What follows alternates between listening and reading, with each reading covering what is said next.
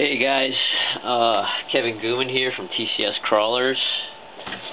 Just got this Duratrax Dirtbike in not too long ago, and I've been running it.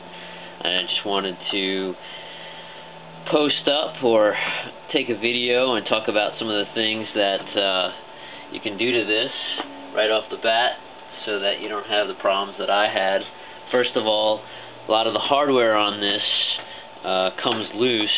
It's not I don't think they used Loctite from the factory, so you're going to want to take the front wheel off and Loctite both of these screws here.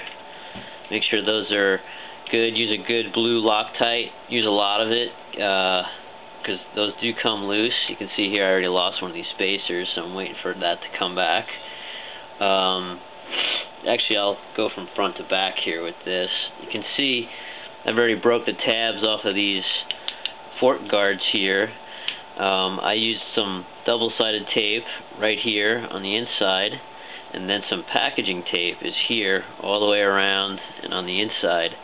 When I did this, put the tape, both pieces of tape on first, then slid it on, pushed the double-sided tape on, and then wrapped the packaging tape around. Moving on up, these caps up here already came loose on me. Take those off right off the bat, put some blue Loctite on them, and reinstall them. I took the handlebars off to do that. It made it easier. One part of the instructions doesn't show putting these collars on, but it's a good idea because you can see how much wear they have.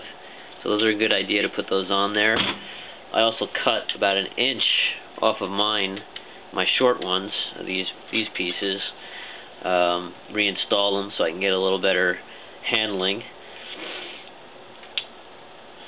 Moving on back, I haven't yet, but the rear damper definitely needs a thicker oil. It's way too light of an oil. I'll experiment with that a little bit later. These rear screws that hold the rear wheel on, they come loose. They came loose on me, I tightened them, then I lost one. So I have used aeronautical type hardware, drilled a hole in my rear swing arm and use some safety wire on them.